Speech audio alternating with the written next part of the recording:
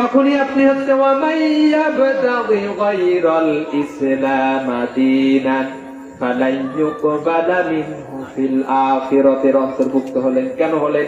ওই যে আল্লাহ ব্যবসার সিস্টেম দিছে একটা, আপনি গ্রহণ করছেন সুদিটা, তখনই আপনি হচ্ছেন এর পর্যায়ে পড়ে গেলেন। তখন আপনার দুনিয়া আখিরাত, এর একটা উদাহরণ। এরকম সর্বক্ষেত্রে আল্লাহ বিবাহ শাদীর ক্ষেত্রে বলেছেন একটা নিয়ম, আপনি ধরলেন হচ্ছে আর এক কায়দায় আপনি বিবাহ শাদী সম্পন্ন করলেন।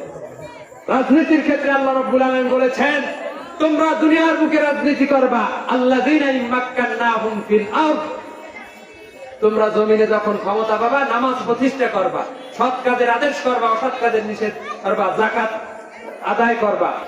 এটা হচ্ছে তোমাদের ক্ষমতা পাওয়ার মূল দায়িত্ব। এখন আপনি যদি বলেন না ওটা আমাদের এজেন্ডায় নেই, আমরা হচ্ছে ধর্ম নিরপেক্ষ আদর্শে বিশ্বাসী করি, আপনি তখন ওয়ামাইয়াবতাগি গায়রাল ইসলাম দীনায়ের অন্তর্ভুক্ত হলে। সম্মানিত হাজিরিন, এরপর সর্বশেষ পরিণতি আপনার কি হবে? জাহান্নামে যাবেন তো যাবেনই।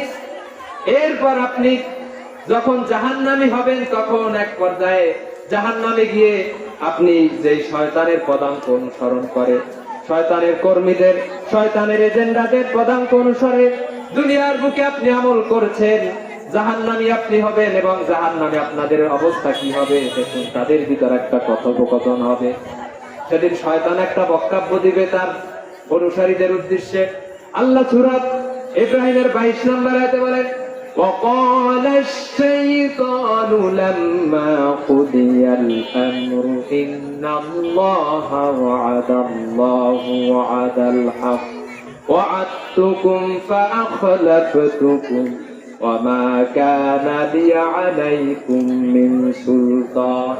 সেদিন শয়তান যখন আপনি দুনিয়ার ইসলাম দিন জীবন ব্যবস্থা না মানার কারণে আপনি যখন জাহান্নামী হবেন, আপনি যখন জাহান্নামে যাবেন, জাহান্নামে তো যাবেনই, তখন শয়তানের সাথে দেখা হওয়ার পরে শয়তানকে আপনি ধরবেন যে ও শয়তান, তোর পদাঙ্ক অনুসরণ করে তোকে ফলো করে আমি পথভ্রষ্ট হয়েছি, জাহান্নামী হয়েছি, আজকে কিছু কর। শয়তান এবার বক্তব্য দিয়ে সে নিজেকে দোষারোপ থেকে এড়ায় নিবে। সে বলবে লাম্মা কুদিয়াল আমর, ক্বালা শাইতান লাম্মা কুদিয়াল আমর, যখন ফয়সালা হবে, ইন্নাল্লাহা ওয়াদাকুম ওয়াদাল হক, নিশ্চয়ই আল্লাহ সত্য ওয়াদা করেছিলেন। সেটা কি?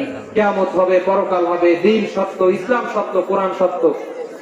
ওয়াআদতুকুম, এবং আমিও তোমাদেরকে ওয়াদা করেছিলাম। ফাআখলাফতুকুম, আজকের সেই ওয়াদা আমি ভঙ্গ করলাম। আর তোমরা আমাকে দোষারোপ করো না। কেন করো না? ওমা কানা লি আলাইকুম মিন সুলতান, আমি তোমাদের যখন আমার এই নীতি আদর্শের দিকে, ইসলাম ছাড়া যে নীতি আদর্শ মতাদর্শের দিকে ডেকেছিলাম, আমার পক্ষে কোনো দলিল আদিল্লা, কোনো প্রমাণ ছিল না। সম্মানিত হাজিরিন, আজকের দুনিয়ার বুকে যারা কোরআন দিয়ে যারা রাজনীতি করার ক্ষেত্রে, প্রত্যেকটা কথার ক্ষেত্রে বলে যে আমাদের রাজনীতিটা শুধু ব্যক্তিগত রাজনীতি না, কোরআনের অমুক আয়াতের অমুক জায়গায় এই কথা বলা হয়েছে, অমুক জায়গায় এই কথা বলা হয়েছে, আর আপনি সেইটা প্রত্যাখ্যান করে ওই যারা মঞ্চে দাঁড়ায় শুধু ভাইরা আমার, বন্ধুরা আমার, আসুন ব্রিজ ভাঙ্গা, বাঁশের কালবোর্ড ভাঙ্গা বাঁশের হাইওয়ে করে দেব, ব্রিজ করে দেব, ভাইরা আমার, বন্ধুরা আমার, এই করব সেই করব, যাদের কথার মধ্যে কোনো কোরআন নাই, হাদিস নাই, পরকালের চিন্তা নেই, ওই সমস্ত অনুসারী হয়ে যদি কবরে যান কাল কিয়ামতের দিন হাসরের ময়দানে, তার কারণে এরা তো শয়তানের এজেন্ডা।